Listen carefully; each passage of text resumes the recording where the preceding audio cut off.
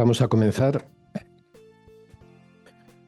Buenos días a todos, a los conectados por Zoom y a los que estáis aquí presentes. Tenemos una nueva reunión del departamento que, como sabéis, tomamos como eje de trabajo este año el diagnóstico y el uso que hacemos del diagnóstico en el trabajo en instituciones, sean las que sean, tengan las características que sean, que es lo que tratamos de captar cada vez. Para hoy contamos con la presencia de Paula Kalfus, que muy amablemente ha querido venir a Madrid para trabajar con nosotros. La presento brevemente, luego le voy a pasar la palabra a Amanda Goya, que es colaboradora del departamento, que hará la introducción de la intervención de Paula. Paula Kalfus, muy querida colega de la EOL, fue AE, nominada por el Cártel de la LP en el 2013. Así que tenemos además una proximidad particular contigo y es desde hace no sé cuántos años subdirectora de Pausa. En la dirección, y de estar hace 6, digamos, hace 20 que estoy en Pausa. Pero... Bueno, 20 años en Pausa, 6 en la dirección como subdirectora y en calidad de tal, además, desarrolla tareas de docencia en el instituto, en el Instituto del Campo Freudiano. Bueno, sin más, le voy a pasar la palabra a Amanda, que va a hacer la introducción.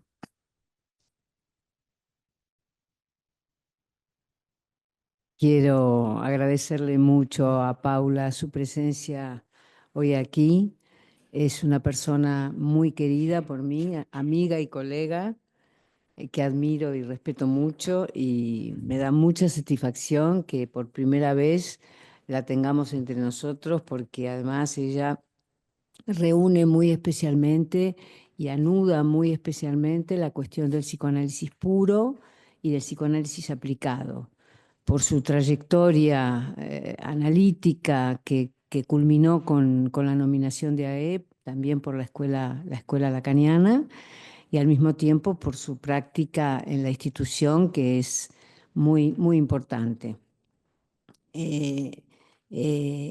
Bueno, ya pensaba decir algunos de los datos que ya ha comentado Andrés, así que voy directamente a hacer una pequeña introducción al trabajo de ella.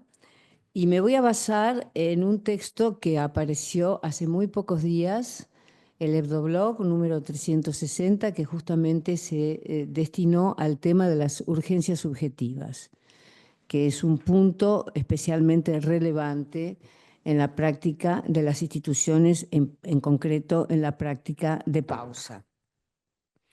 El Hebdoblog se los recomiendo, creo que salió el 27 de enero. Se titula Urgencias subjetivas y sus consecuencias.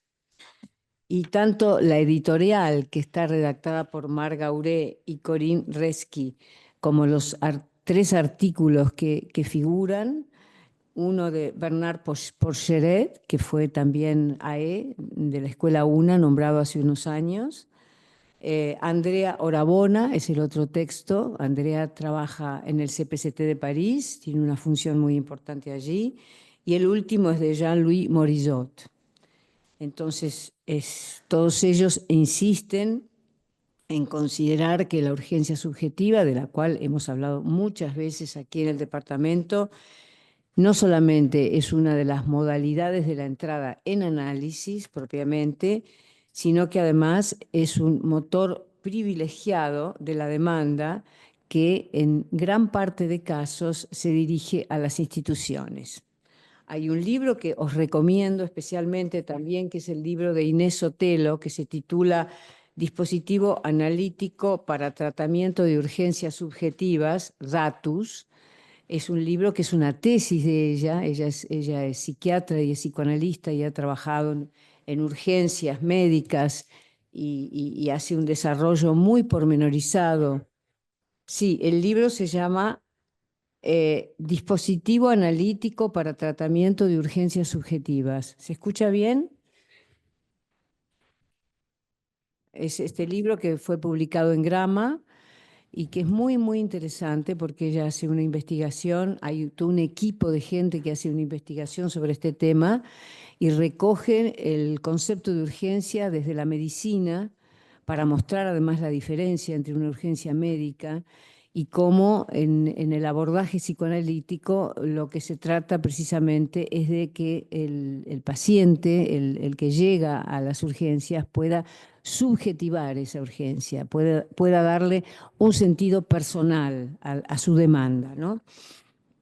Entonces, estos 3 artículos ponen el acento en algo que hemos dicho muchas veces, que la modulación temporal de la urgencia está causada por la angustia, es la prisa causada por la angustia, que muchas veces puede derivar en el pasaje al acto o en el acting out. De eso nos va a comentar también Paula, porque es el momento en que el sujeto dirige su pregunta al otro con la urgencia de una respuesta, porque la red de significaciones, digamos, no le permite rescatarse de un agujero que en ese momento carece de referencias simbólicas, es decir, de lo que llamamos un traumatismo, que siempre hace su aparición de manera abrupta, repentina, provocando, digamos, una rajadura en la continuidad de la vida. Es en esta perspectiva que se escribe la afirmación de Jacques Miller, que dice que las urgencias subjetivas señalan una falla en el saber. Y me gustó mucho una expresión de Bernard Pocheret en su texto, un texto que se titula ¿Cuándo puede venir? Venga, es sugerente el título, y que voy a citar. Él dice que la crisis asociada a la urgencia reúne la idea de peligro y oportunidad. Es muy importante tener en cuenta esta doble cara de la cuestión, pues abre hacia algo nuevo. Esa es su paradoja. Desde el punto de vista del psicoanálisis, añade, es un momento al que es preciso darle todo su valor. Y por eso mismo puede ser ocasión de una entrada en análisis cuando también encuentra una escucha apropiada. Para ese momento en que la demanda se cristaliza, es preciso también, por supuesto, que haya analistas dispuestos a poner en juego su presencia y su escucha, sea en su consulta como en una institución, dentro del tejido social, digamos. Pausa es una de esas importantes instituciones que en Buenos Aires se ofrecen para acoger y tratar estas demandas, como lo va a demostrar Paula en su exposición. Pero cuidado, advierte Miller, el uso de la palabra no implica poner una cataplasma de sentido. Es un término fuerte porque evidentemente hay muchos lugares en la ciudad que acogen demandas de urgencia, pero no es lo mismo una demanda acogida por el teléfono de la esperanza, que aquí tiene toda su historia, y lo que hoy se llama SOS 24 horas, por ejemplo, mucha demanda que se ofrece en el mercado, mucha oferta en el mercado PSI, porque también sabemos que la toma de la palabra tiene un efecto terapéutico casi inmediato. Pero en las instituciones psicoanalíticas de psicoanálisis aplicado se trata, hay una diferencia en la manera de acoger esa demanda, de ceñir a través de la palabra aquello que está por fuera de la palabra. Por eso decimos que la orientación lacaniana apunta a lo real. Es un trabajo precisamente de localización de un real en cada caso. Y como dice Andrea Orabona en su texto, que se titula Usos de la palabra, dice: contra la pretensión de disolver lo real añadiendo sentido, está el uso de la palabra como una mejor manera de decir lo que afecta. Me gustó también esta expresión. Así, en el trayecto de un tratamiento, da una viñeta minimalista, de un tratamiento acompasado por las escanciones del practicante, que esto es lo fundamental, un paciente pasa de llamarse el ayudante, término muy en boga, a designarse como el mediador. Es una distinta manera de nombrarse. Esto destaca de manera más auténtica su forma de reaccionar, añade Adriana, cuando afronta un instante de perplejidad que emerge. Entonces, alejarse del sentido común, que es el que normalmente se encuentra en estas instituciones con buenas intenciones, digamos, de curar, para testimoniar de una manera singular sobre lo insoportable, que de eso se trata siempre, puede aportar una pequeña ganancia de saber que haga más llevadero el sufrimiento. Y voy a terminar con una cita de Porceret que dice en su texto: apostemos porque la enseñanza de Lacan y su práctica hayan dejado una marca duradera y que la orientación del psicoanálisis hacia lo real siga permaneciendo viva. Bueno, el testimonio que va a presentar ahora Paula es un vivo ejemplo de este deseo que manifiesta Porceret y que compartimos nosotros. Gracias. Le doy la palabra. Un único comentario antes de que empiece Paula. Nos ha pedido que por favor no se grabe la intervención. Hay una cuestión de confidencialidad respecto de las viñetas clínicas que ella va a ir comentando en su desarrollo. Bueno. Perdón. Bueno, buen día, buenos días a todos. Ante todo, volver a agradecer la invitación. Es una oportunidad, es un honor transmitirles nuestra experiencia en pausa, transmitida por mí, compartirla en el seno del DEPI, a donde se me ha invitado, y compartirla acá en Madrid con ustedes. Así que eso ya es para mí un gusto haber podido poner en forma una presentación, una transmisión que ya me ha generado otros temas para trabajar. Eso es increíble. Es decir, que el hecho de poder armar esto que les voy a comentar ya me ha dejado preguntas por donde proseguir. Integro el equipo de Pausa. Pausa es una sigla, además de que quiere decir pausa, psicoanálisis aplicado a las urgencias subjetivas de la actualidad. Integró el equipo desde su creación en Buenos Aires en el año 2005. Formar parte de aquel primer equipo de terapeutas e iniciar la experiencia de Pausa, acompañando la decisión política en ese momento de crear una institución de atención psicoanalítica de la orientación lacaniana abierta a la ciudad. Era para mí, en aquel entonces, una oportunidad de continuar por otros medios aquel primer encuentro de la praxis con la locura en el hospital público. Lo que tengo para transmitirles tiene una deuda con esta experiencia, con cada uno de sus integrantes, con quienes me acompañan en la comisión de dirección y por el equipo de terapeutas. En este momento somos 45 y atendemos un promedio de 580 a 600 consultas mensuales, entre admisiones, consultas de tratamiento propiamente dichas y consultas psiquiátricas. Ofrecemos atención a niños, adolescentes y adultos y contamos con un dispositivo de atención de autismo y psicosis graves en la infancia que se llama La Lata. ¿Por qué? Le pusieron de nombre La Lata es un la, pero además es la lata. eh, es un dispositivo muy interesante del que aprendemos nosotros.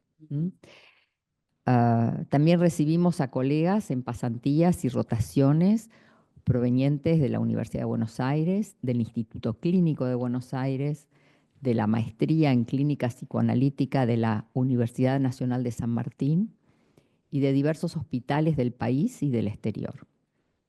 Sostenemos un seminario de investigación anual asociado al Instituto Clínico, en el que participan todos los integrantes del equipo y en el que investigamos diversas temáticas a partir de la clínica de los casos que recibimos. Asimismo, contamos con el dispositivo de ateneos clínicos internos en el que discutimos los casos de interés clínico y a los que invitamos a colegas de la escuela para su comentario.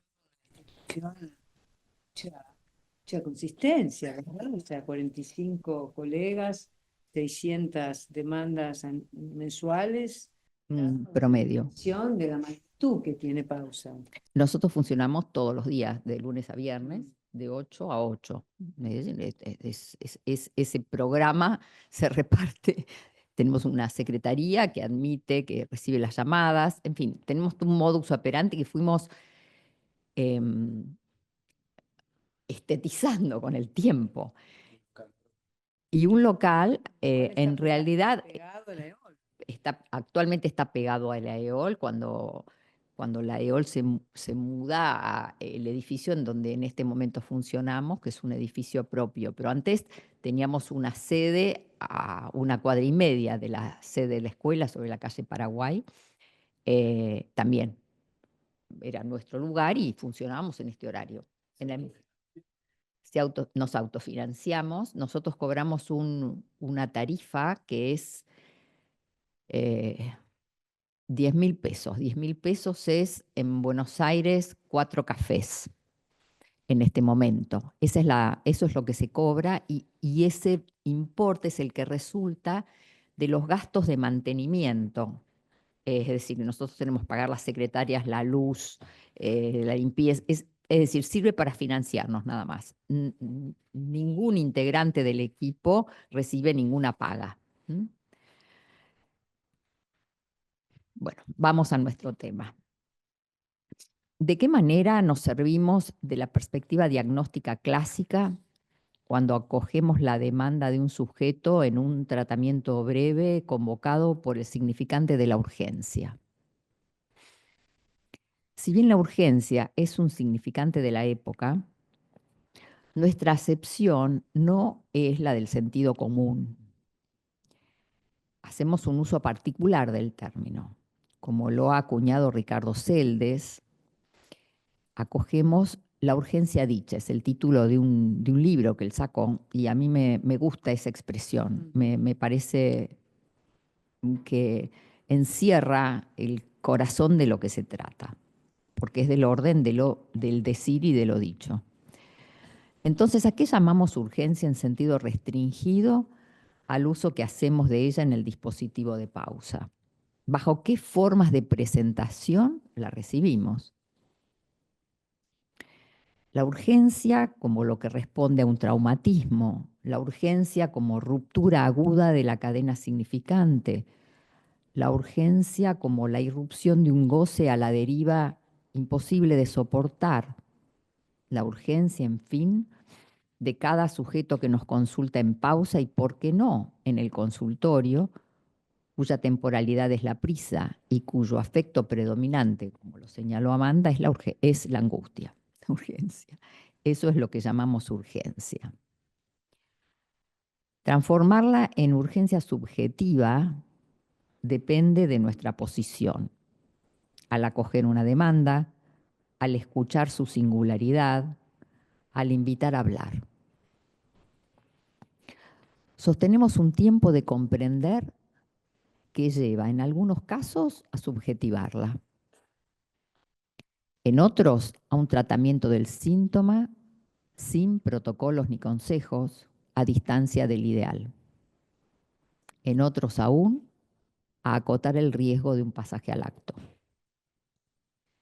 La apuesta es que el discurso psicoanalítico produzca efectos de localización subjetiva y de apaciguamiento de aquello que urge, y en ocasiones, algunas, abra las puertas a un psicoanálisis.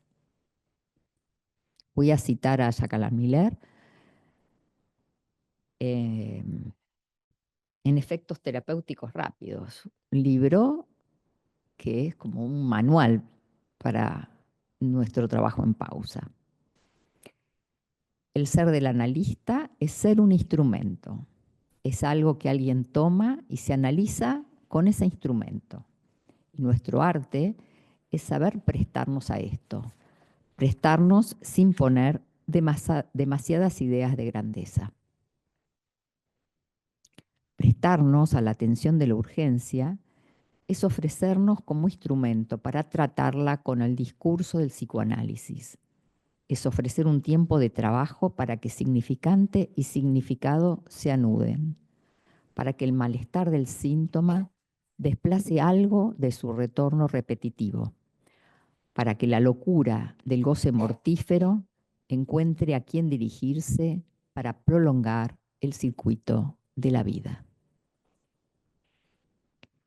Si bien recibimos a quienes se presentan con algún diagnóstico de la época, por ejemplo, depresión, yo tengo depresión, tengo ataque de pánico, el ataque de pánico es un clásico, bullying en la adolescencia o abuso, que en ocasiones trae aparejada la demanda judicial, hemos tenido muchísimos casos de esos, y si bien hacemos uso de los diagnósticos clásicos del DSM para completar las historias clínicas, ya que como institución de salud mental estamos sujetos a las normas y reglamentaciones de la ciudad, nos valemos de los diagnósticos psicoanalíticos para orientar tanto las admisiones como los tratamientos que acogemos.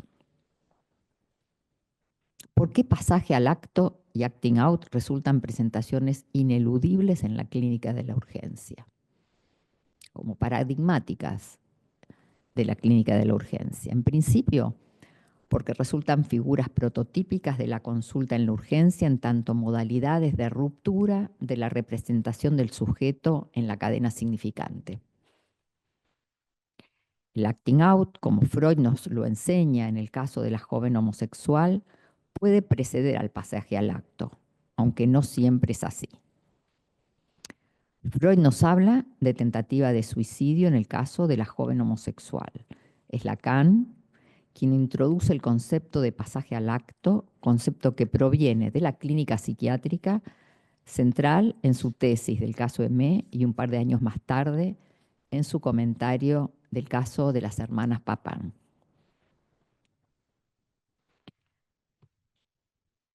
En el seminario de la angustia, Lacan presenta su clase dedicada al pasaje al acto y al acting out a partir de la relación del sujeto con el objeto causa. Resultado de su relación al otro, el objeto se produce como resto de la operación. No voy a detenerme en los detalles de esta operación, lo que daría para otro desarrollo. Es la división que presenta Lacan, ¿no? Sino en la función de ese resto, el objeto A, que Lacan en este seminario revela en su dimensión de causa, a distinguir de la dimensión agalmática o de deseo, y que cuando se manifiesta en el lugar previsto para la falta, menos phi, tiene efectos disruptivos. La angustia lacaniana, como lo subraya Miller, es una vía de acceso al objeto en tanto causa, una vía de acceso a lo que no es significante. El A, vuelvo a citar a Lacan ahora, el A es lo que permanece irreductible en la operación total de advenimiento del sujeto al lugar del otro. Y ahí es donde adquirirá su función, es aquello que no es significantizable. Como lo veíamos anoche en la presentación de Neuss. Hay algo del A que se presenta por fuera del significante. El pasaje al acto y el acting out indican las vicisitudes de ese resto en los momentos en que la relación al otro vacila.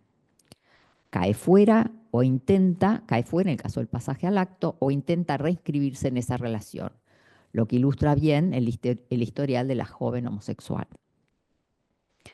Como señala Lacan, el pasaje al acto es uno de esos momentos que tienen el valor de cambio de agujas en un destino. Esto es una expresión de Lacan. Es el caso del Niederkommen lassen de la joven homosexual o el de Dora en la bofetada al señor K. A diferenciar del acting out, que en tanto mostración resulta del esfuerzo del sujeto de reinscribir el objeto en el campo del otro. Lacan va a subrayar esta distinción clínica al señalar que el acento, vuelvo a citar a Lacan, demostrativo de todo acting out, su orientación hacia el otro debe ser destacado. Es transferencia salvaje. La cuestión es cómo abordarla. En cambio, el pasaje al acto es caída de la escena. Es el paso de la escena al mundo, también expresión de Lacan. En su presentación del Seminario de la Angustia de Lacan, en su curso 2003-2004, publicado entre nosotros como La Angustia Lacaniana, Miller se detiene en la oposición acting out, pasaje al acto. Insiste en la distinción señalada por Lacan acerca del surgimiento del objeto en la escena, en el acting out, mientras que en el pasaje al acto el sujeto cae fuera de ella. El pasaje al acto, cito a Miller, no engaña. Es una salida de escena que ya no deja lugar a la interpretación, al juego significante. Es un rechazo al inconsciente, un no querer saber más en un movimiento de identificación masiva con el objeto A como resto. En la conferencia quería aclarar que hay pasajes al acto y pasajes al acto, digamos, pero siempre está presente esta dimensión de identificación al objeto como resto. En la conferencia titulado a Acto o Inconsciente, es una conferencia del año 84, Miller introduce su reflexión en torno al acto en el sentido de Lacan, planteando su incompatibilidad con el inconsciente. Si bien en esta conferencia su presentación está orientada a despejar la noción de acto analítico de la de inconsciente, nos es útil para ubicar en qué punto tanto el acto como el pasaje al acto constituyen un momento de certeza, a diferencia de la represión, la denegación, incluso la duda obsesiva cuya sanción en la experiencia analítica es la interpretación. El acto, dirá Miller, separa a un sujeto de los efectos del significante. Concluirá subrayando que en la experiencia psicoanalítica, la interpretación se sostiene en considerar como indeterminada la posición del sujeto en sus dichos.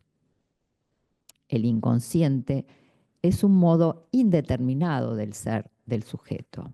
A esto, dice Miller, opongo el acto en el que el sujeto realiza su certeza a nivel del ser. Es en este sentido, en oposición a la indeterminación subjetiva, en el que ubicamos el pasaje al acto como paradigmático de la urgencia. Leguil, en una entrevista publicada recientemente, en la que prosigue y amplía sus reflexiones en la discusión que sigue a la presentación de Miller del concepto lacaniano de pasaje al acto, subraya la diferencia entre la posición de la psiquiatría y la del psicoanálisis en relación al pasaje al acto. Señala que la psiquiatría no tiene vocación de anticiparlo, sino de semiologizar el pasaje al acto. Dice él, si el pasaje al acto traduce el divorcio de la acción y el pensamiento, la psiquiatría, desde sus comienzos, está ahí, de todos modos, para intentar detener esta imposibilidad de pensarlo. Es la evolución del pensamiento psiquiátrico desde los crímenes inmotivados a la atribución de la estructura en los casos de pasaje al acto o incluso al debate acerca de la responsabilidad criminal. en la vida de todos los días, ¿qué es lo que motiva? Es un deseo causa, no es la causa del deseo. Es el deseo que es la causa de la acción que se pretende sostener, a la que o a la que se pretende tener derecho. Está diferenciando causa de motivo. Sí, sí. El motivo es un término de la psicología, como la comprensión. La comprensión es imaginaria. Una eventual prevención del pasaje al acto no pasa por la comprensión, sino por la lógica y por la clínica, digamos. Lo que Leil trata de ubicar es que nuestro discurso, el discurso psicoanalítico, es que puede logificar hasta donde se puede un discurso que puede llevar al pasaje al acto. Hasta donde sea posible, digo yo, porque es siempre un desafío mensurar, intuir también si estamos frente a un sujeto que cuenta con los elementos simbólico-imaginarios para limitar el goce y eventualmente subjetivar su urgencia, si es calculable que lo repita o si estamos en el terreno de una urgencia psiquiátrica. Este punto es un punto que en las entrevistas de admisión, en pausa, siempre es el gran tema, es nuestro real. ¿Podrías aclarar cuando dices urgencia psiquiátrica, te refieres a una Sí. urgencia que hay que abordar con una contención?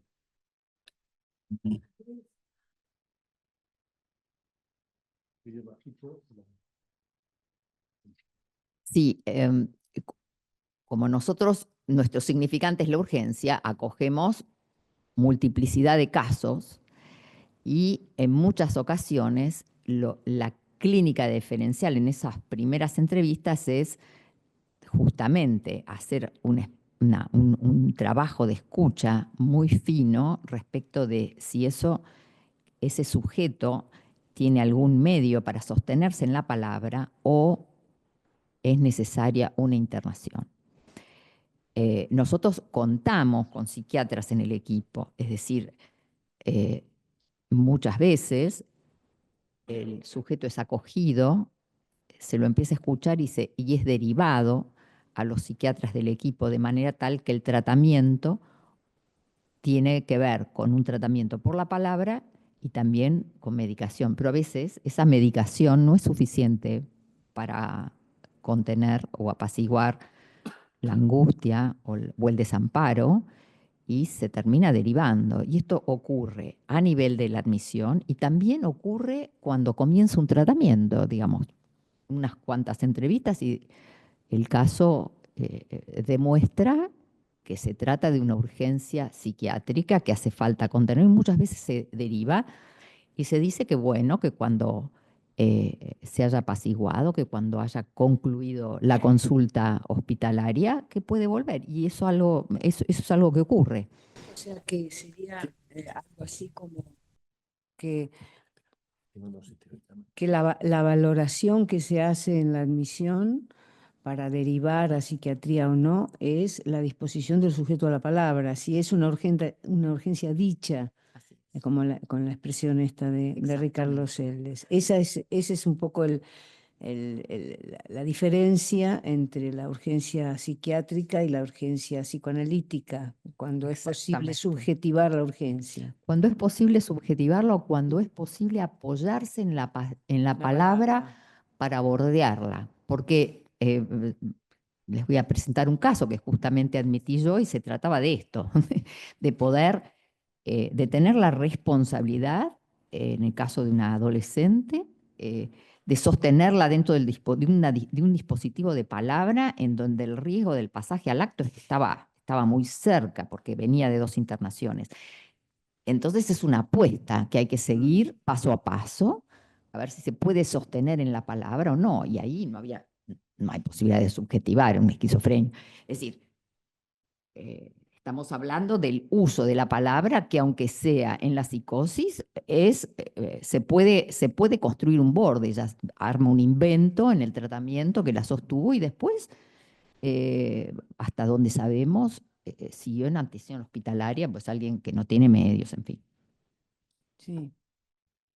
Hay dos cosas que quería. Una pregunta primero. Cuando hacéis la derivación hospitalaria, hay una ruptura de la relación con el discurso analítico, que quizás en el hospital pueda haber una orientación analítica también por parte de quien lo recibe. O sea que quizás esta diferencia hay que matizarla, ¿no? Si es discurso analítico, discurso psiquiátrico, o es discurso analítico y discurso analítico en el hospital. Depende, porque aquí en España, por ejemplo, no contamos con mucha posibilidad de poder hacer una derivación orientada por la idea de que va a haber un seguimiento o que ese sujeto no va a salir del marco del discurso analítico. Esta es la primera cuestión. La segunda es que nos estás llevando a un punto muy interesante, porque hemos dedicado bastante tiempo de trabajo en el departamento a esta nueva configuración de los individuos, por no utilizar el término sujeto, que se dirigen a los dispositivos por su ruptura con la palabra, precisamente porque no vienen acompañados de la palabra, porque la palabra para ellos puede ser una amenaza incluso.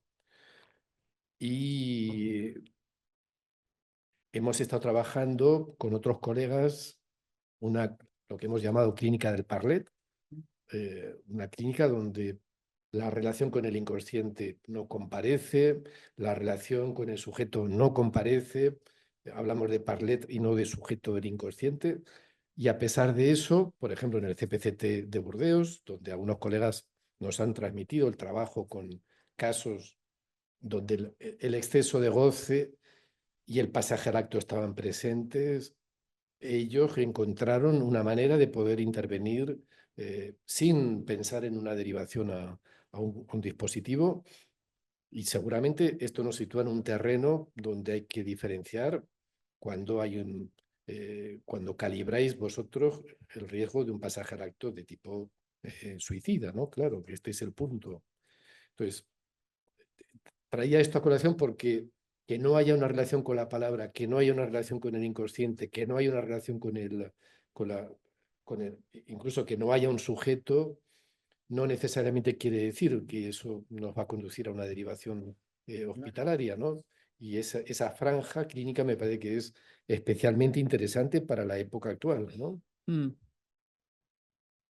Sí, me parece muy interesante, en principio, establecer esta diferencia, porque es verdad que los psicoanalistas estamos muy presentes en los dispositivos hospitalarios en la Argentina, pero también competimos con otras orientaciones, Claro. es decir, Cada vez más. y entonces son dispositivos, digamos, no hay presencia psicoanalítica pura, hay convivencia con otros discursos.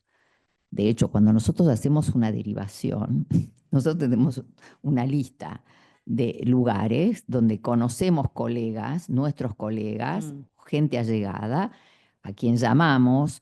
Es decir, casi enviamos al sujeto, por supuesto, va con un recetario, con una derivación, y lo dirigimos a tal y cual. No es, en términos generales, no es una derivación al hospital público. Claro. Está muy dirigida. Muchas veces nos ha pasado de tomarnos un tiempo hasta encontrar el lugar para derivar.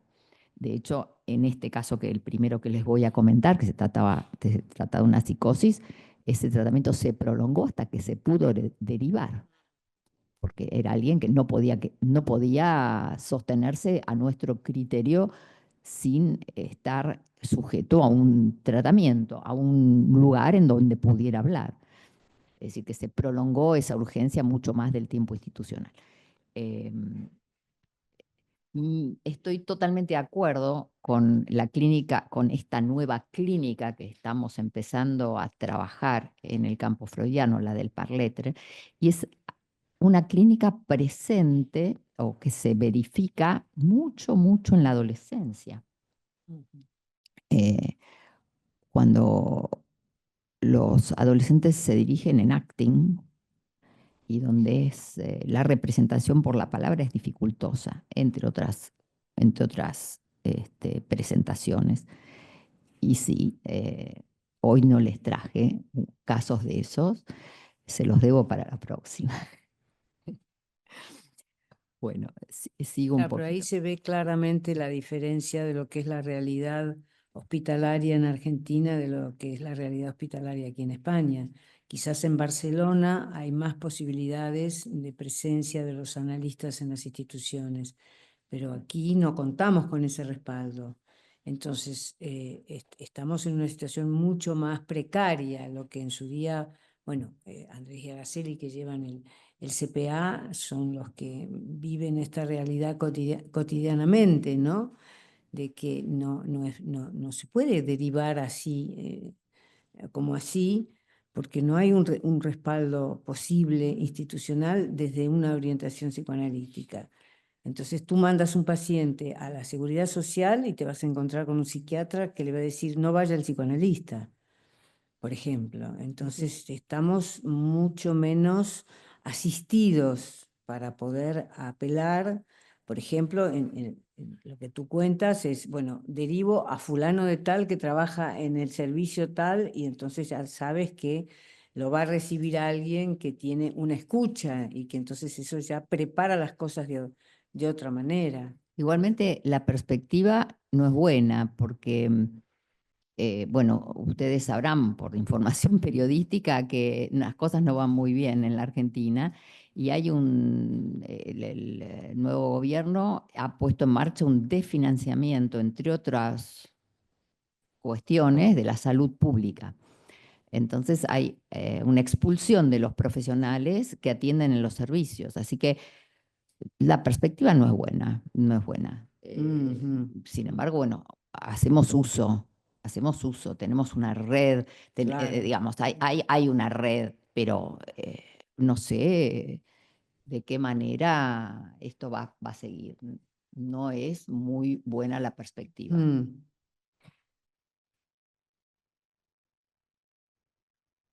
Bueno, les voy a hablar un poquitito más del tema del pasaje al acto, sobre el texto de Miller, sobre el concepto lacaniano de pasaje al acto, que es un texto a mi criterio mayor que ordena la doctrina lacaniana sobre el pasaje al acto. Es un texto que se puede encontrar online y bueno, está publicado.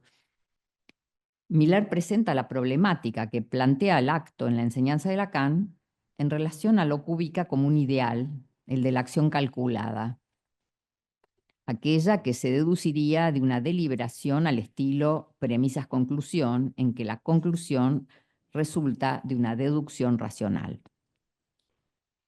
Lo que la clínica psicoanalítica nos enseña, subraya Miller, es que hay una otra manera de inscripción del acto que la que se deriva de una deducción, bajo el modo de la urgencia.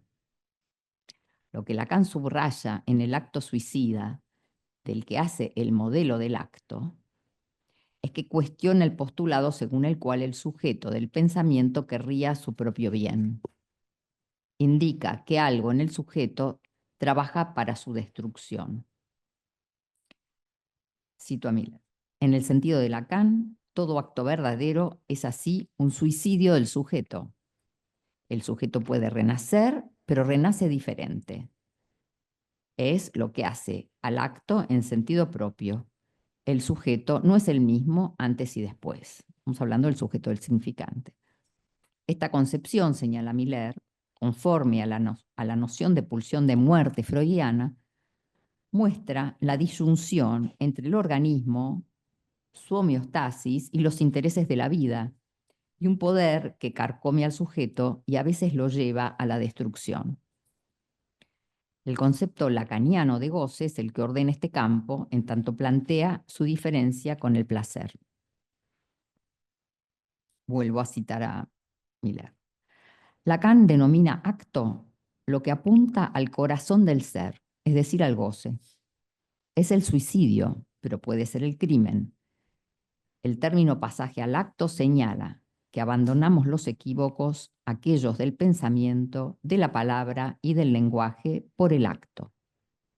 En el acto, el sujeto se subtrae de toda dialéctica del reconocimiento. Hace el impas sobre el otro. En el corazón de todo acto hay un no proferido en dirección al otro. Sin embargo, el acto, nos dice Miller, por más mudo que sea, no nos debe impedir establecer las conexiones con sus coordenadas de lenguaje. Si el acto es un franqueamiento, al estilo de César al cruzar el Rubicón, este se produce en relación a un umbral significante. De esto se trata nuestro trabajo. Al mismo tiempo, vuelvo a citar a Miller, el acto es fuera de sentido. Como tal, es indiferente a sus consecuencias, a lo que vendrá después, en lo que el suicidio es su paradigma. En el fondo, un acto es sin después, es en sí. Ello no quita que en el difícil antes o en el espinoso después de la atención de la urgencia, esto es cuando se trata de un acto fallido, tengamos la posibilidad de intervenir psicoanalíticamente. Y vuelvo a citar a Miller antes de dar paso a una viñeta clínica. Tenemos que saber de qué se trata y con este fin distinguir el suicidio logrado del suicidio fallido. Hay suicidio y suicidio, como hay urgencias y urgencias. Hay el suicidio acting out, el suicidio que es un llamado al otro, y el suicidio que es separación del otro. Hay que tenerlo en cuenta para evaluar el peligro que comportan los signos de anuncio de un suicidio y adivinarlo, anticiparlo, precisamente en el punto en el que la relación al otro amenaza con desaparecer. Lo hacemos frecuentemente en la práctica. Llegado el caso, es una lección de humildad para el terapeuta reconocer que hay suicidios imposibles de prevenir.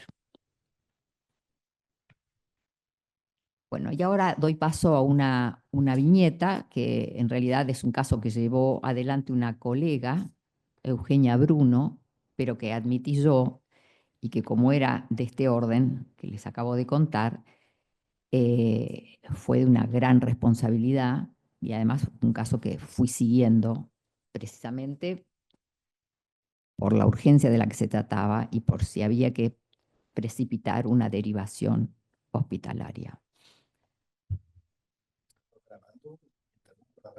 Sí, preferiría. Ni sean analistas, ustedes puedan interrogarlo de una manera en la que no hay nada de ello en toda la literatura pasada. La cuestión entonces, esto es de Lacan, ¿no? La cuestión entonces es preguntarse, insiste Lacan, ¿por qué una frase que apunta en cierta dirección, al ser dicha en un cierto contexto, tiene ciertos efectos? Eso es acontecimiento Freud, ¿no? Esta es una de las perspectivas que nos ha motivado al trabajo en el caso que comentaremos a continuación.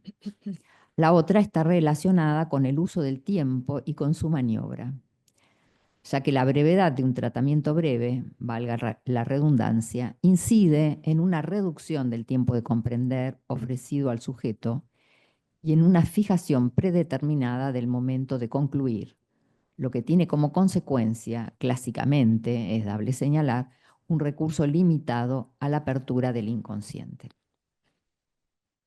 En la exposición de la viñeta que presentaremos a continuación, surgida de un tratamiento llevado a cabo en pausa hace años, nos hemos orientado clásicamente por el trabajo en torno a la envoltura formal del síntoma, orientación solidaria de una hipótesis diagnóstica que se fue corroborando en el devenir del tratamiento. Le he titulado de la urgencia ha podido, en el primero, enmarcarse, en el segundo, ceñirse. En el primero, a partir de un invento que durará lo que dure. En el segundo, a partir de una primera puesta en forma del síntoma. Bien, esto es la presentación del...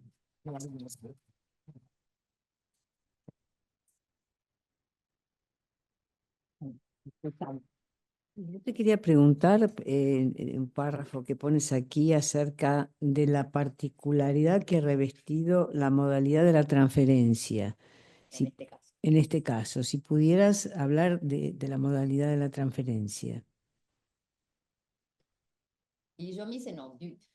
Mm, No estaba con el cuaderno de las reglas. sí. Si uno puede hablar de singularidad, más allá de lo que el sujeto despliega, el practicante tiene que prestarse a esa singularidad y hacer uso del dispositivo, de la oferta institucional, atendiendo a eso que aparece como singular del lado del sujeto. Y efectivamente, digamos, actualmente cuando un sujeto interrumpe, y esto viene a una respuesta de lo que me preguntabas, cuando alguien interrumpe un tratamiento, el tratamiento se cierra y salvo decisión en contrario del terapeuta, si vuelve a consultar, tiene que volver a tomar una entrevista de admisión. Otra regla que tenemos es que después de un tratamiento concluido, para volver a admitir a un sujeto en el dispositivo, tiene que pasar 1 año y medio. Son diferentes inventos para distanciarnos y diferenciarnos de la oferta hospitalaria. ¿Qué hizo que en este caso yo me prestara a estas escansiones? Porque, digamos, no son frecuentes. Vi un sujeto que trabajaba y me parecía que yo le daba, me parecía que me debía prestar como instrumento para que él continuara. Y de hecho, no sin marco, porque respeté el marco de la cantidad de entrevistas, de la cuenta que daba la cantidad de entrevistas de los 4 meses de oferta. Y me parece que fue interesante y para mí una ganancia de saber respecto del discurso psicoanalítico en un dispositivo de atención breve, de hasta dónde puede empujar nuestro discurso, nuestra apuesta, a pesar de que es un tratamiento breve. Paula, me gustaría que dijeras algo sobre qué te enseñó este caso. Me enseñó de la neurosis obsesiva. Y también me enseñó, te diría que lo que más me enseñó es la posición, mi propia posición de escucha. A eso me refiero. ¿Qué fue lo que te hizo darle ese tiempo? Mi propio gusto. ¿Qué querés que te diga?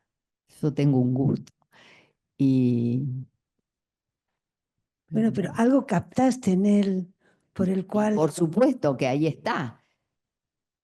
Un sujeto que sufría de ese exceso de goce en el cuerpo, que logra esta formulación increíble para un tratamiento breve, un acontecimiento de cuerpo. Eso que el síntoma, el estallido, y cuando él dice esto, lo que viene antes es el estúpido, el hormigueo en la mejilla, el dolor en la sien, en fin. Él relata casi un cachetazo, o el golpe en el cuerpo. Es decir, a mí me resultó, te digo, increíble. En esa época, yo no sé si no estaba en el periodo de enseñanza del PASE y que estaba formulando mi propia elaboración sobre el acontecimiento de cuerpo en mi caso. Y entonces el acontecimiento de cuerpo que él relata me interesó mucho. Y yo no podía creer que en un tiempo tan breve ese material apareciera. Esto me lo haces recordar ahora con tu pregunta, porque fue de esa época. Fue de esa Gracias. época. Es muy interesante. Hay varias cosas que se plantean a partir del desarrollo que haces. Primero, los inventos que hacemos a nivel institucional, que son como puntos de orientación que se decantan del recorrido institucional y que nos orientan con el manejo del tiempo, las excansiones, etcétera. Pero no deja de ser un poco nuestro discurso del amo institucional, el que nosotros mismos vamos generando cada tanto tiempo, etcétera. La otra cara es el invento que haces tú a partir del caso, y cuando señalas que hay una temporalidad propia del caso dentro del marco del dispositivo, es una temporalidad que tú refieres a las excansiones en la presentación del objeto. Y esta referencia, que la podemos ubicar en el texto de Lacan sobre el tiempo lógico, o también sobre la intervención sobre la transferencia, ¿no? Que son dos vías en las que Lacan articula la temporalidad en el desarrollo de una cura a partir de excansiones donde el objeto comparece y va produciendo una cierta dialéctica. En este caso, hay algo que concurre en la transferencia contigo, me parece, que tiene que ver con estos momentos donde él desaparece o deja de acudir, y tú Voy a contar algo. has construido tu forma de manejar esta forma en la que el objeto va compareciendo, y seguramente tiene que ver con el momento en que él se ausenta, hasta que aparece este fenómeno de cuerpo o este acontecimiento de cuerpo que marca un antes y un después en el desarrollo, ¿no? Voy a contar algo. Él venía acompañado por su mujer, que lo esperaba puntualmente en la recepción. Por supuesto, yo lo iba a buscar. Y era una chica, yo en esa época era más joven. ¿Cómo? En esa época era más joven. Y, qué sé yo, tenía un buen aspecto. Y yo creo que la mujer estaba muy complicada con eso, como suele ocurrir cuando cuando se produce la relación, cuando hay algo de la transferencia que se produce, las parejas hacen una resonancia. Entonces yo tenía la hipótesis de que la mujer en cualquier momento le interrumpía el tratamiento. Así que yo lo fui siguiendo. Cuando él venía, cuando no venía, se interrumpía, se cortaban las... Es decir, fui siguiendo su posibilidad libidinal de prestarse al tratamiento, pero era muy gracioso, era una mujer muy seria, muy adusta, que estaba sentada ahí mientras venía con él y se iba con él. Hay una palabra pedida de Marina. Buenos días. Bueno, gracias a la sección clínica por este espacio abierto y Paula, gracias por tu presentación. Quería preguntarte ¿cuál es tu lectura de cómo surge Pausa? Es una pregunta que se me ocurre a partir de lo que comentaban hace un rato acerca de tratar de ubicar de qué tiempos se trata. Y bueno, y también por todas las preguntas que venís recibiendo acerca del pormenorizado funcionamiento de Pausa como dispositivo, si se puede decir así. Creo recordar que Pausa surge en Argentina en el año 2000, que no es cualquier momento, y por eso quería preguntarte, se me ocurre formularlo así, ¿surge Pausa como un acto de escuela? Cuento cómo surge Pausa. Pausa surge en el 2005. Y fue en el marco de una conversación entre Graciela Broski y Ricardo Celdes. Graciela era en ese momento, se llamaba delegada general de la MP.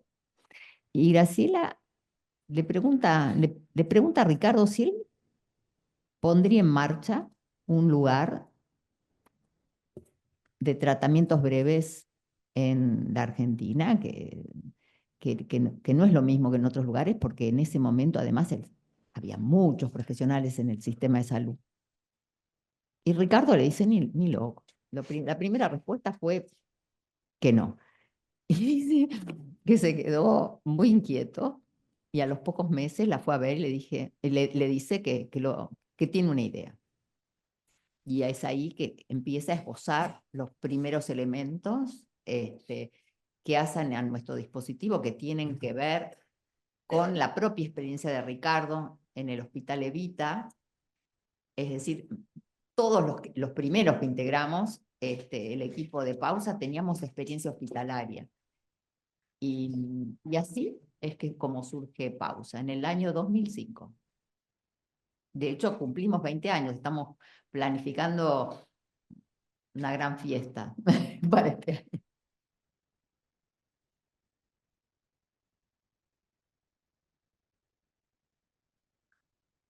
Bueno, aprovecho este último caso para introducir otro tema que tiene que ver con el dinero. Porque este caso precisamente me remite a otros casos de neurosis obsesivas que hemos recibido en dispositivos y tengo la impresión de que es la estructura clínica más refractaria a los dispositivos de atención breve por el hecho de la gratuidad, cuando se trata de gratuidad. Porque hay una modalidad de la relación con el goce que, si no se interviene por la vía económica, a veces abre la puerta al desprecio, a la degradación del dispositivo muy rápidamente. Y ahí, vamos a decir que la inercia, siempre es problemático hablar en términos generales, ¿no? Pero digamos que es como un plus que viene de la mano del obsesivo, que si no se introduce la sustracción de alguna forma a través de alguna maniobra que tiene que ver con o bien con la contabilidad de las sesiones o bien con el pago, tiempo y dinero, hacen que se clausure muy rápido la posibilidad de abrir un espacio de intervención, ¿no? Y bueno, Pausa no es lo mismo, porque en Pausa hay una cuota que pagan, ¿no? Mínimo. Pero tenéis un margen de intervención, podéis variar, por ejemplo, el precio de las sesiones, podéis... ¿es un terreno donde se puede inventar también o no? A ver qué seguimos inventando. Me parece interesantísimo lo que comentás. Las variables son tiempo y dinero, ¿sí? Es lo contabilizable. Como explicaba antes, no tenemos aranceles diferenciales, es un solo arancel. Hay un arancel, se paga un poquitito más cuando la consulta es de pareja y cuando eventualmente se recibe una familia, y que luego se deriva, pero hay un arancel un poquito más alto, pero son fijos. No hemos inventado arancel diferencial. Y vuelvo a decir que esta variante no está contemplada hasta el momento y me das una gran idea. Incluso Una gran idea. las sesiones a las que no acudió. Bueno, actualmente, bueno, a ver, el tipo no acudió, Pero se avisaba, tachó, pero avisaba. avisaba, Mm, entonces esos turnos se liberaban, mm, ¿sí? claro. Entonces, es decir que se supone que cualquiera hasta actualmente incluso puede avisar hasta 2 veces y se le conserva la grilla, el lugar en la grilla, después se anula. Digamos, son modalidades que tienen que ver con este tratamiento de las ausencias. También, actualmente, a veces, aunque avisen, se les cobra la entrevista y a veces no, depende del caso. Depende del caso. En el Pero caso de este hombre en el caso de este hombre no se cobró, pero se anularon los Claro, turnos. claro. Y Avisaba él cuando volvió, con mucha antelación, avisaba, era como muy respetuoso de las reglas, avisaba con la debida antelación, creo que el día anterior, que no iba a concurrir, y me avisaban a mí un par de veces avisó y ya se anuló Ujú. ese turno que estaba reservado. Y evidentemente cuando volvió tuvo que esperar. Ujú. Otra cosa que se contabilizó es la cantidad, digamos, no es que hizo lo que quiso. Hubo ahí algo que agotó. Él pagaba y la cantidad de sesiones se contabilizaba, de entrevistas, porque no eran sesiones analíticas. Pero me das una gran idea para evaluar la posibilidad de tener a veces aranceles diferenciales. Porque, como vos decías antes, hay un marco institucional que hay que respetar sí o sí, pero a su vez, desde el discurso analítico, hay que poder agujerearlo. Entonces, es el uso que cada quien hace de ese marco institucional, respetando las reglas. Hay cierto recorrido posible, pero me das esta gran idea. En realidad, lo que nosotros tenemos es gente que, como viene expulsada del sistema hospitalario, que en Argentina no se paga, es gente que en general no tiene muy poco recurso y muchas veces, cuando son pacientes muy graves, el motivo de derivación es que no pueden acceder, ni siquiera pueden comprar su medicación.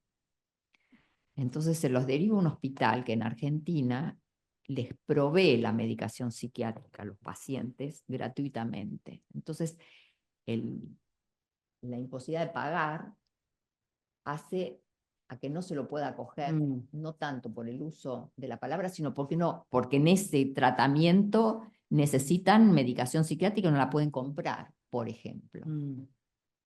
Hay veces que el paciente viene ya con su psiquiatra, viene ya con el tratamiento psiquiátrico y ese tratamiento no se toca, pero sigue y hace en pausa un tratamiento por la palabra por el tiempo que sea.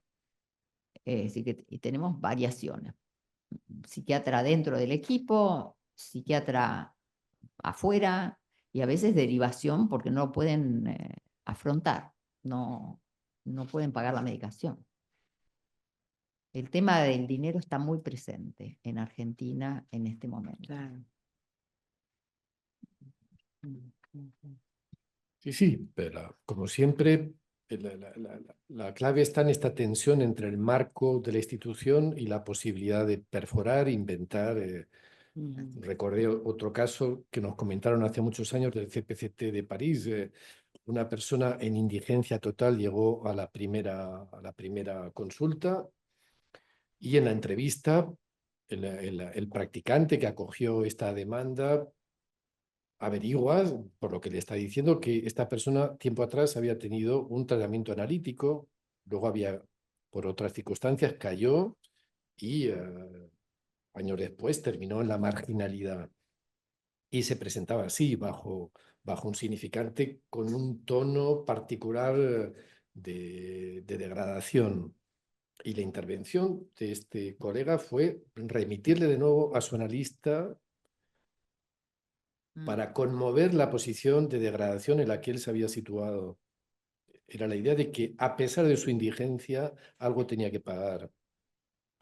Esto es sorprendente porque va totalmente en contra de lo que uno pensaría desde una perspectiva asistencial, del acogimiento de alguien muy necesitado, de alguien en una posición de miseria, incluso de miseria, ¿no?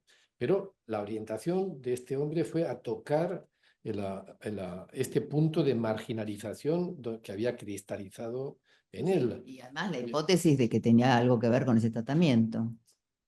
Es un caso X, es decir, que no es para nada, no se puede generalizar, ¿no? Pero la enseñanza que se producía a partir de este caso es que no se trataba de una perspectiva de la necesidad, ni tan siquiera en un caso de extrema marginación, ¿no? Sino que había algo de la identificación en la que este sujeto había ido a parar, que había que conmover con una intervención inicial. Y el punto que, bueno, yo recuerdo, el sobresalto en la presentación de esta orientación. Así que sí, claro, siempre hay que estar con esta perspectiva, ¿no? Me parece muy interesante porque traes un ejemplo de cómo la singularidad de la escucha orienta una intervención, en este caso. es una maravilla la intervención. En los casos que yo tengo en la memoria, en donde lo social en Buenos Aires tiene este borde tan complicado, no vienen desde otro análisis, no, vienen del dispositivo público, a veces ni siquiera del dispositivo público, tienen dificultades para llegar al dispositivo público, entonces a veces vienen a pausa y en pausa se puede, en una serie de entrevistas, se puede orientar la derivación al servicio público cuando este borde de indigencia está muy presente. Tenemos un caso hace poco tiempo de una adolescente en disputa con la madre. Bueno, resulta que no sabía lo que le pasaba, estaba embarazada, no sabía que estaba embarazada después de una primera relación sexual, chica de una villa, y fueron una serie de entrevistas, fue un caso muy interesante, donde a partir de una serie de entrevistas se pudo orientar una derivación. Adolescente, embarazada, 14 años, de la Villa 31, pues necesitaba tratamiento médico porque ya no iba a abortar, una psicosis. Y en este borde, en fin, de tan sin recurso simbólico y económico, y un tejido social que se desmembra, en fin.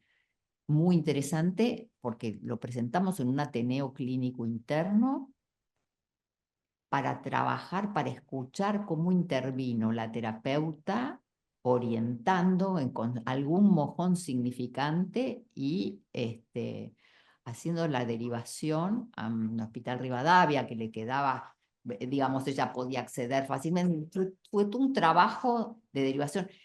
Estaba la maternidad y estaba el dispositivo, digamos, de atención psiquiátrica, psicoanalítica que hay en el Rivadavia, entonces fue una derivación muy pensada, pero que fue gracias a que pasó por pausa, en este caso. Bueno. Violeta, ¿quiere intervenir? Sí, ¿se escucha? Sí. Bueno, muchas gracias, Paula, por la exposición que me ha parecido, bueno, que es un dispositivo muy interesante y también la forma en que lo hacéis funcionar, ¿no? Que no es sin toda esta serie de invenciones.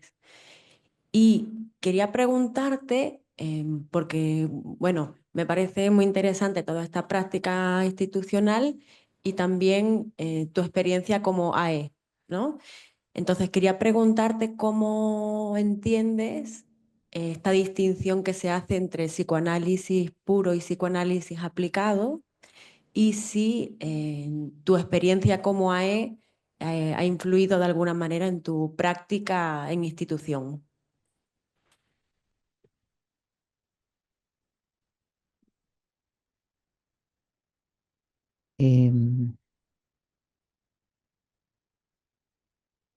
A ver, puedo decir que un dispositivo cuasi público, porque no es público, pausa, pero que está en el borde de la atención, muy cerca de la ciudad, muy inserto en la ciudad. ¿Por qué estoy ahí? ¿Por qué me interesa? Diría que por una orientación política, porque me interesa eso, me interesa la vida en la ciudad, me interesa las condiciones sociales, me interesa tener una práctica y poder ofrecer las armas del psicoanálisis para aquel que normalmente no puede acceder o usualmente no puede ser. Es una posición política. Diría que esa es la primera respuesta. La segunda, más allá de haber obtenido una nominación, tener un largo análisis y llevar un análisis muy lejos tiene sus consecuencias.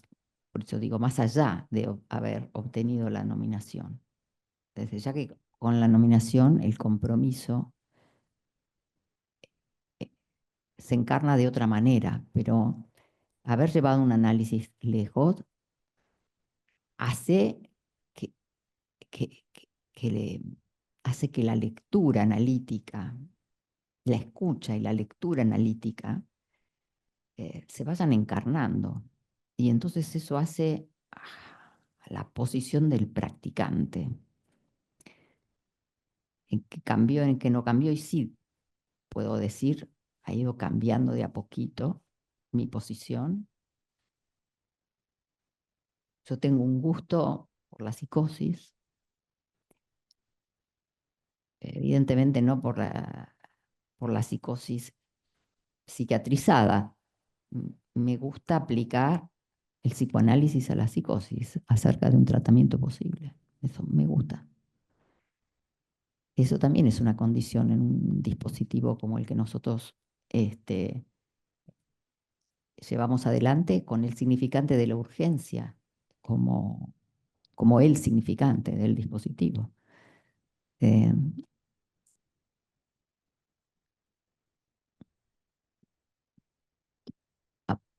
no sé qué más puedo decir.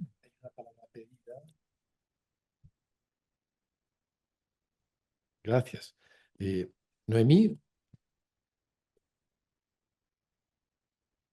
Hola, buenos días a todos y muchas gracias por la intervención. Me pareció todo súper interesante. No sé si se escucha bien. Sí, ¿no?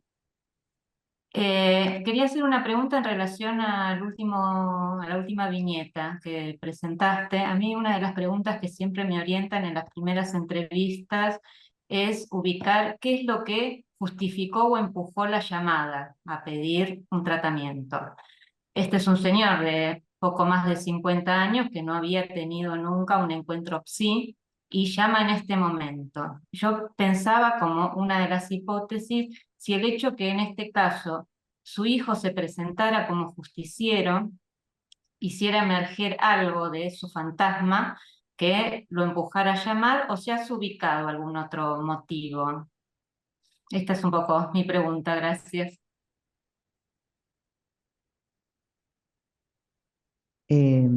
A mí me parece que es la repetición, porque el justiciero aparece como una lectura posterior. Él venía porque la agresividad en la que él mismo se captaba era la misma de la del padre. Es decir, él estaba repitiendo en la cadena familiar lo mismo de lo que había padecido.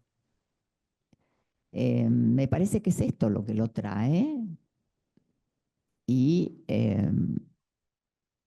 alguna relación él había establecido con la cuestión de la disputa con el hermano.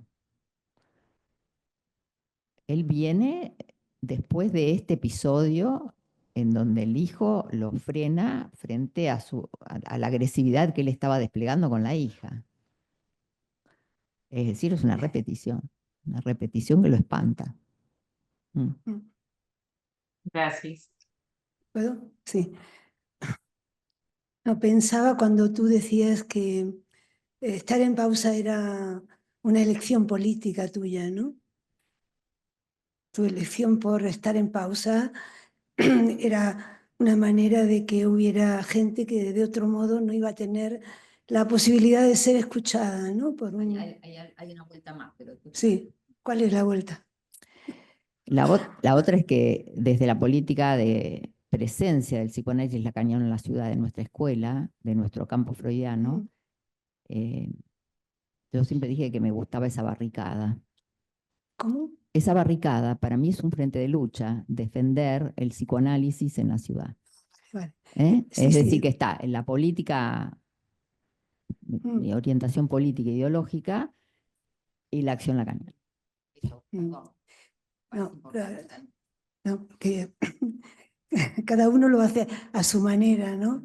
Porque aquí, por ejemplo, para mí, mantenerme en un dispositivo que está en contacto directo con la gente es como una oportunidad para el encuentro o el desencuentro, pero de tener algo en la ciudad es para mí la opción, no es para el otro.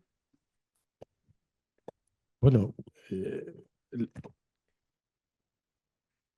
cuando hemos tratado de presentar qué es un dispositivo de estas características, me parece que subrayamos varias facetas, ¿no?, que se articulan. Es una trinchera en la ciudad, pero también es un laboratorio. Es un laboratorio y también es un espacio de formación.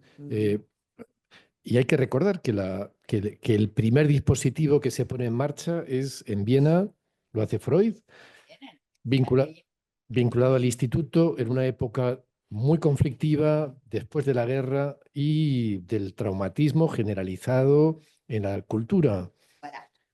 Es decir, en lugar de la faradización, él inventa, él demuestra en aquel congreso de Budapest que el psicoanálisis puede rescatar a estos soldados en lugar de que sean faradizados.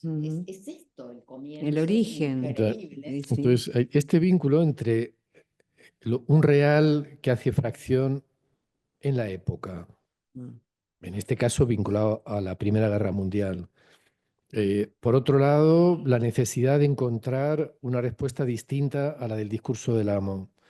Por otro lado, la articulación con la formación y los efectos de transferencia que esto genera en la época a partir de un discurso que está emergiendo, que es el discurso analítico. Es decir, que es verdaderamente un punto que retorna cuando Jack Alan Miller lanza la consigna Acción Lacaniana en el 2003. Y para nosotros con los atentados en Madrid. Es decir, que hemos visto cómo el momento en el que un real conmueve el discurso del amo y el discurso universitario, el discurso analítico tiene una oportunidad para comparecer y presentar una manera distinta de acogerlo, tratarlo, quizás interpretarlo, ¿no? Y bien, esto hemos visto que en el campo freudiano ha permitido ayudar esta iniciativa. Me parece importante. La fecha 2005 del PAUSAC es la fecha de la creación del primer CPCT en París, del primer CPCT en Barcelona, de la red asistencial aquí. Es un momento, vamos a decir así, una orientación fundacional, ¿no? Gerardo, querías...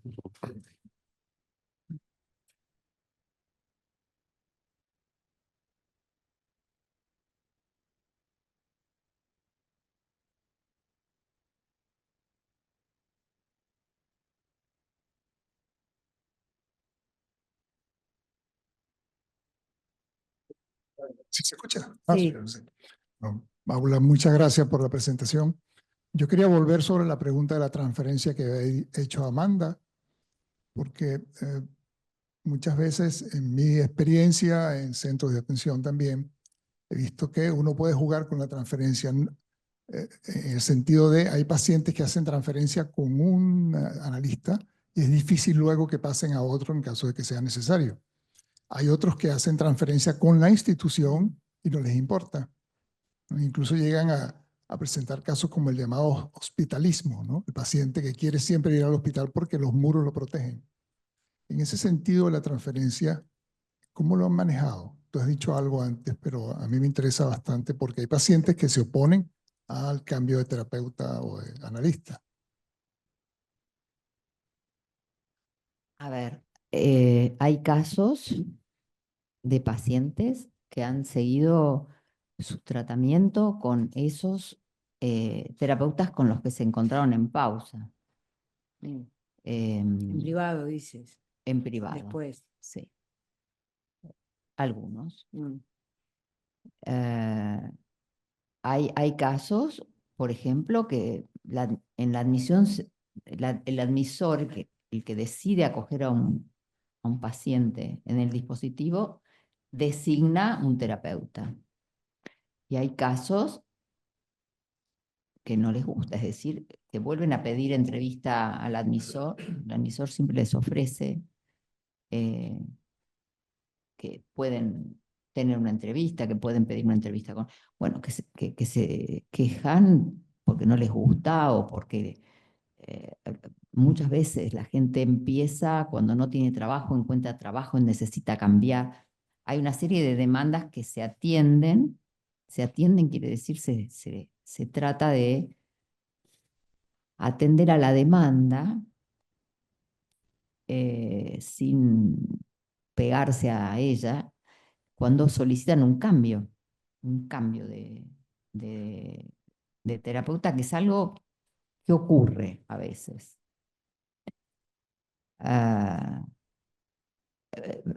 Hace poco ¿Cómo tiempo, suele estar justificado ese pedido de cambio? hace poco tiempo vino un sujeto que se toma sus intervalos, por 4ª vez pidió tratamiento. Un ordinario, eso es una psicosis ordinaria, total, pero por 4ª vez pide tratamiento, ¿no? Un tipo grande que vive, es actor, qué sé yo, pero es decir, en la ciudad de Buenos Aires, que un tipo así, que la ciudad de Buenos Aires está plagada de psicoanalistas, de psis, etcétera, que no haya encontrado otro lugar de alojamiento, habla de su subjetividad. Por 4ª vez venía. Es decir, escandido por el año y medio o incluso un poquitito más. Y no le importaba, porque lo que le decía la admisora, que me lo contó, pero la terapeuta ya no está más en el equipo. No, no importa, yo vengo a pausa. Es decir, que le importaba las paredes. Es decir, que hay el que se queda el que logra establecer una relación de transferencia más sólida y le pide al terapeuta continuar en su consultorio, o está el que quiere cambiar, o está aquellos que desde la evaluación del caso se sugiere continuar, o incluso a veces se deriva a otro colega. Digamos que es como un abanico de posibilidades de las que nos servimos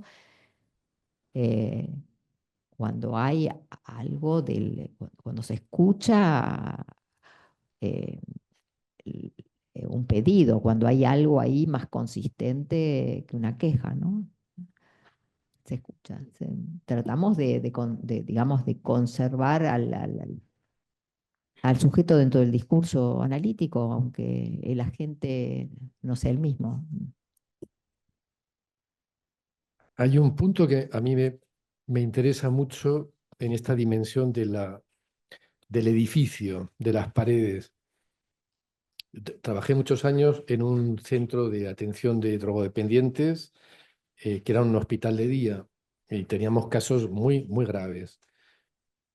Casos muy graves donde la problemática de la adicción estaba tapando una psicosis, que ya en ocasiones, psicosis muy, muy graves también.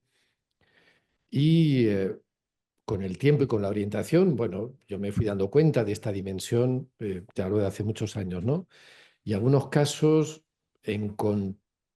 encontramos la posibilidad de darle una cierta orientación sintomática que permitió que la adicción y, por ejemplo, una melancolía de fondo muy grave pudiese remitir.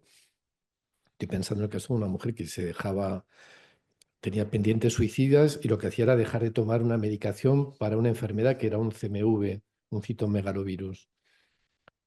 Araceli, por favor, please.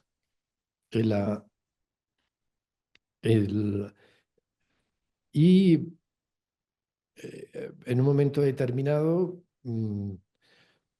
yo me di cuenta de que había además algo muy importante, y es que la relación de esta persona con la institución implicaba una relación con el cuerpo. Esto me pasó desapercibido hasta que mucho tiempo después que yo dejé de trabajar en esa institución, me planteé la posibilidad de que esta persona siguiera conmigo después de muchos años de trabajar con ella en la institución. La transferencia que tenía conmigo era importante y aceptó venir a mi consulta, pero el primer día que vino a mi consulta, que estaba muy lejos del lugar donde ella se manejaba alrededor de la institución, por el camino, en la plaza que está muy cerca de mi consulta, se encontró con un alcohólico y se quedó ya ahí. No llegó a la consulta. Luego pude retomar con ella después de esta ausencia inicial, pero me di cuenta de que para ella había algo del vínculo con el edificio, el entorno, los equipos, el equipo de medicación, el equipo de maestros. Había tejido una relación con esa institución que era muy importante y eso a mí me pasaba desapercibido. Yo tenía clara la dimensión sintomática de algunas cosas que habíamos hecho y un anclaje con la escritura, por ejemplo, y un taller de escritura en el que se había ubicado y cómo ella conseguía con la escritura tratar el horror de su degradación melancólica y cómo la metadona había venido finalmente a estabilizar y el alcohol había quedado en un segundo lugar, pero me había pasado desapercibido una relación que pienso que es del orden de la imaginaria con la institución que le permitía tener un cuerpo a ella y que al alejarse eso entraba en peligro, ¿no? Y me quedé muy sorprendido, ¿no? Porque pensé que en el punto en el que habíamos llegado después de muchos años de tratamiento ahí, le iba a permitir, ¿por qué no?, seguir conmigo en el... Y no, me equivoqué de medio a medio. Me quedé verdaderamente... Fue una enseñanza para mí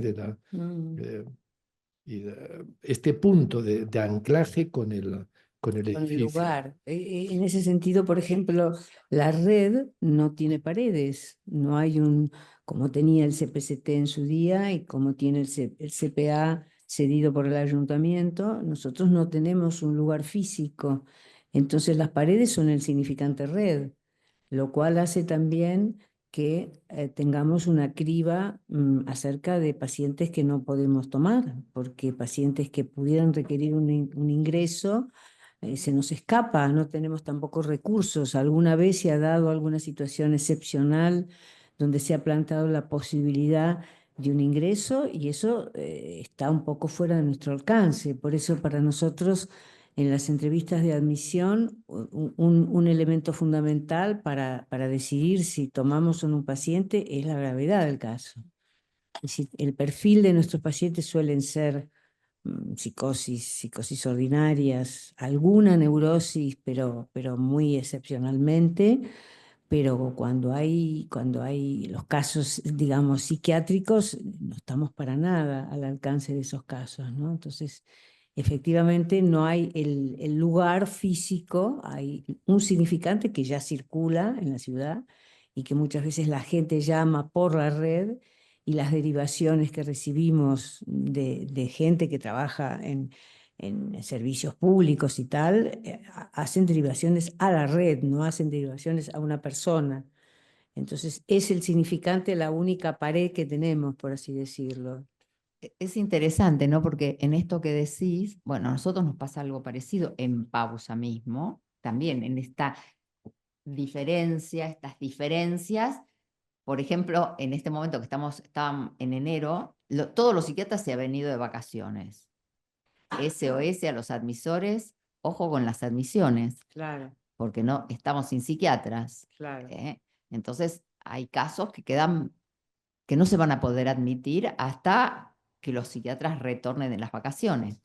Es decir, además de las paredes institucionales, están las personas que están, ¿no? Claro, si tenés recurso a la psiquiatría, ¿no? Y bueno, más está temas. Entonces hay como una degradación de posibilidades que es interesante y uno la va explorando y a su vez se explora en cada caso porque está lo particular y está como cada caso puede transcurrir, como esto que dice Andrés, que él calculaba que ya se podría sostener y resulta que fue difícil el pasaje. Sí, sí. Pero pasó.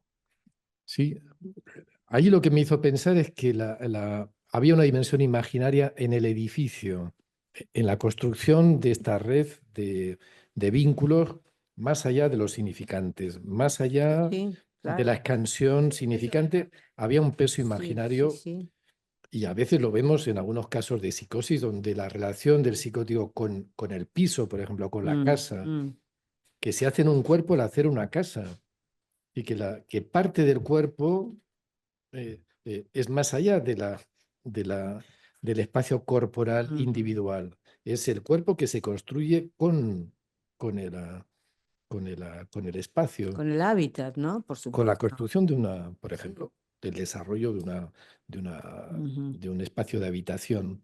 Y la habitación forma parte del cuerpo del sujeto. Entonces, esa inclusión imaginaria en un espacio hay que tenerla en cuenta también. Me parece que lo que se juega en esa construcción quizás da cuenta del vínculo que algunos sujetos mantienen con el dispositivo y del que no se pueden ir.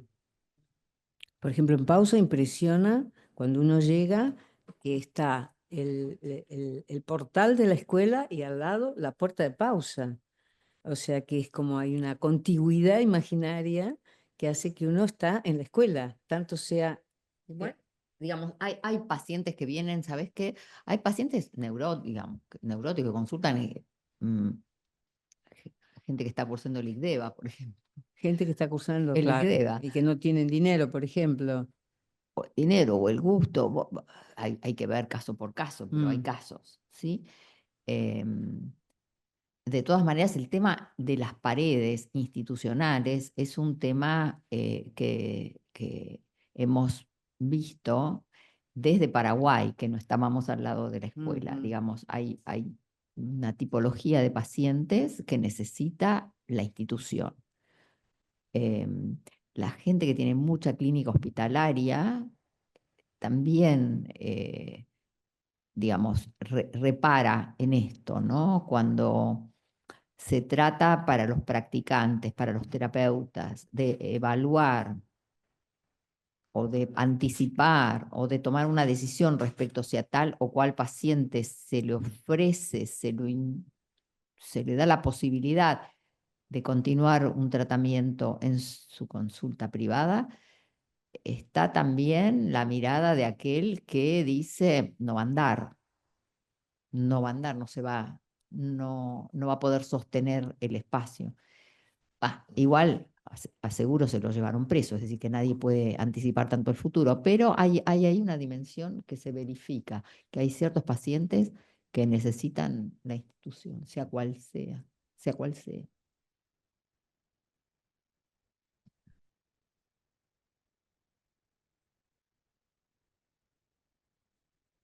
Yo, por aprovechar que estás aquí y has tomado la cuestión del acting, me voy al inicio de tu desarrollo, porque en un momento determinado señalas la dimensión de transferencia salvaje del acting out y volvía a lo que yo ayer le comenté a Neus, ¿no? Me parece que con respecto del acting out, Hay muchos factores. claro, hay que contemplar lo que puede ser el acting out como transferencia salvaje, quizás al comienzo, de lo que puede ser el acting out como casi como una necesidad en un momento determinado del desarrollo de un análisis, porque se ha llegado al límite de lo que se puede decir. Totalmente. Y lo que se pone en acto en la transferencia, esto lo recordaba ayer, ¿no? Lo dice Lacan, la transferencia tiene una dimensión de automatón y otra de etiqué. Y la puesta en acto de la realidad sexual del inconsciente a veces solamente puede venir de la mano del acting out. Y que de la satisfacción pulsional que se pone en juego en el escenario analítico. Y ahí quizás ya no hablamos de transferencia salvaje, sino quizás de un punto ineludible, ¿no? Si no es por la vía del acting out, en el acting out hay un querer hacer pasar al otro algo de la satisfacción pulsional en el escenario analítico. Bueno, a veces también es producto de una mala maniobra del analista, sí, ¿no? No, pero claro, pero este punto es lo que quería señalar, porque tiene como una mala prensa el acting out. Si hay un acting out es que el analista estaba en las nubes o no estaba bien orientado. Me parece que en este punto también hay una clínica diferencial del acting out y que hay acting out donde el azar interviene. Sí. Pienso a algunos testimonios, el de Araceli, por ejemplo, cuando habló de un acting out fundamental en el desarrollo de su El análisis. del niño, ¿no? Y que permite, sí, o el acting out de Patrick, que va a desmontar el Sí, espejo sí. con el destornillador. Y otros. Seguramente podríamos hacer una recopilación Sí, de una acting out casuística del acting que out. marcan un punto fundamental en Hilario Cid con el paté que compra equivocándose de precio y se lo lleva también me acordé ayer, ¿no? Con los embutidos, me acordé del paté que compró Hilario equivocándose en el precio, ¿no? No me acordaba de ese. Sí, es entre el acto fallido y el acting out, ¿no? Ajá. El hecho, además de que es necesario llevarlo al análisis. Hay acting out que ocurren en la escena analítica y hay acting out que ocurren fuera de la escena analítica. No es lo mismo llevarle los embutidos al analista que desmontar el espejo en la sala de espera. Y Patrick habló de la Ese vergüenza. ya es cuasi delirante. La vergüenza que le dio a él y el tiempo que le llevó decidir llevar esto al análisis, ¿no? Hacer pasar. O sea que seguramente hay un espacio de la clínica del acting out, pero quería señalar esto porque tiene mala prensa el acting out y me parece que a veces sin el acting out no hubiera habido final de análisis. Lo interesante de cuando el acting out viene por una mala maniobra del analista es que despierta al analista a pensar su propia acción o su propia omisión, es decir, que invita también al control, invita a una reflexión acerca de dónde procede ese acting out, ¿no? Es un llamado al control el acting out. Me parece interesantísima esta dimensión, casi diría de abanico del acting out, porque es verdad que yo me refería especialmente, estaba pensando en la clínica de los adolescentes, que se presenta desde, nosotros tenemos mucha clínica, empieza o viene, se muestra como acting out al comienzo, y a veces se puede acoger y ese acting se puede trabajar y hay un uso del discurso, una representación significante, a veces no. En los adolescentes en la actualidad hay mucha dificultad, hasta poder establecer un lazo de representación por la palabra. Así que me refería por ahí clásicamente a eso que Lacan dice, hacer entrar el caballo en el picadero, o en ese capítulo de acting out y pasaje al acto, que a mí me encanta cuando Lacan explica que por qué nos interesa el acting out. Lo digo porque me parece, en Pausa, por ejemplo, es interesante. ¿Por qué nos interesa el acting out? Dice, lo transmito como me lo acuerdo. Porque nosotros como médicos, dice Lacan, no queremos que el paciente se haga pupa, está traducido en castellano. ¿Por qué? Porque es muy frecuente que del acting out vire al pasaje al acto. Hay ahí un área en donde está en juego el objeto que se puede mover del acting a cosas un poco más serias. No pensando en el pasaje al acto suicida. Pero es verdad también lo que vos decís, además del error, podríamos decir, del analista. Sí, proceso fresco. Exacto. Me parece que es muy interesante explorar esto que acaba de decir Andrés, del punto en donde hay un acting en el curso de un análisis de muchos años, donde solamente hay un punto que se puede tramitar mediante el acting. La verdad, empezó ayer y sigue hoy esa reflexión.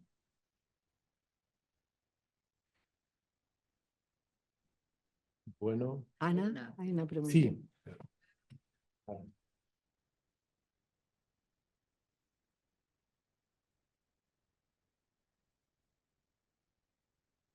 Vale.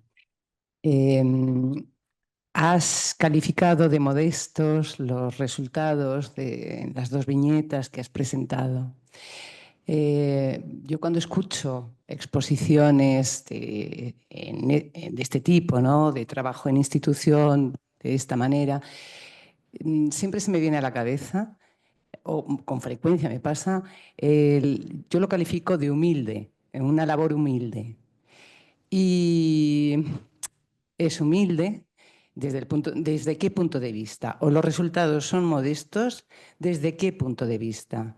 Porque para estas dos personas las cosas han cambiado y no de cualquier manera, ¿no? Es humilde, yo me lo pregunto por mí también, ¿no? O sea, porque una vez que yo hice este comentario, desperté algo muy rabioso en alguien que lo escuchó, ¿no? Y para mí, esta modestia en los resultados o esta humildad desde mi punto de vista en la labor es algo muy valioso, o puede ser algo muy valioso, ¿no? Eso, porque la modestia es desde el punto de vista de ellos, de estas dos personas que pasaron por ahí, que iban afectadas de algo muy, bueno, que les complicaba mucho la vida, o es desde nuestro punto de vista. Otra pregunta que se me ha despertado ahora es, esta labor requiere de un cierto gusto, por eso, por esos resultados, por esa modestia de resultados. O sea, no sé si, igual no lo digo bien, requiere de un cierto gusto por lo posible, por hacer posible, por encontrar posibilidades en circunstancias así, de difíciles. Bueno, yo trabajo en institución, es una pregunta que me hago a mí, ¿no? Eso. Me encanta lo que comentás. Tengo un gusto por el tono menor,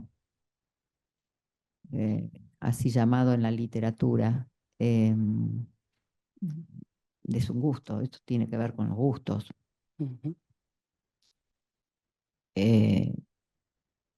¿Por qué modesto? ¿Por qué humilde? Parece que la posición del practicante es la de la humildad. La humildad quiere decir que frente al real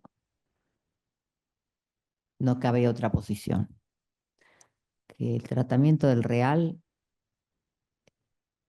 la posición para el tratamiento del real es siempre humilde porque hay algo ahí que depende de la subjetividad, la manera, la modalidad de su tratamiento. Entonces, y no estamos hablando de la diferencia diagnóstica. Neurosis, psicosis, está lo mismo, pues psicóticos geniales, neuróticos muy enfermos. No tiene que ver con la diferenciación diagnóstica, me parece que tiene que ver con la posición del analista. Y logro modesto, ¿en relación a qué?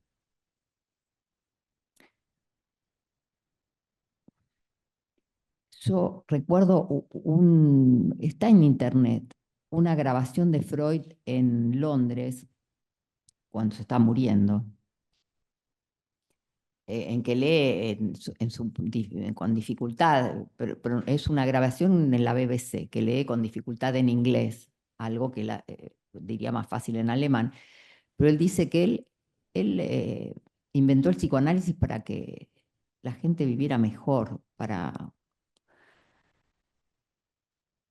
no lo puedo reproducir porque hace rato que no lo escucho, no solamente está la voz de Freud, que eso ya es conmovedor, sino el punto, porque para él existía el tratamiento de la neurosis. Recuerden que para él la psicosis no entraba en tratamiento psicoanalítico, entonces esa fue la apuesta de Lacan, ¿no? Y él, yo recuerdo esa grabación que es cortita, tiene una posición Es una humildad y sin embargo habla de su vida y de la enormidad de lo que construyó, ¿no? Que hice alusión en mi texto. Entonces, Modesto.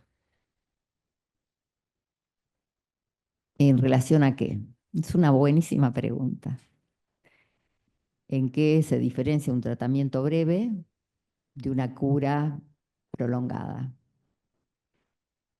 La verdad, es una buena pregunta, que quede como pregunta.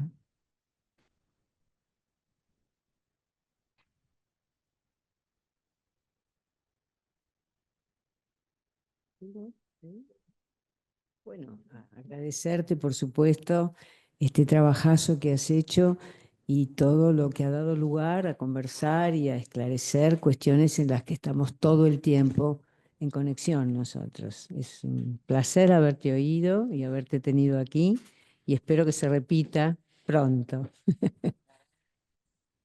Muchas gracias a ustedes. Gracias por las preguntas, por las intervenciones. Gracias por tu lectura. Gracias.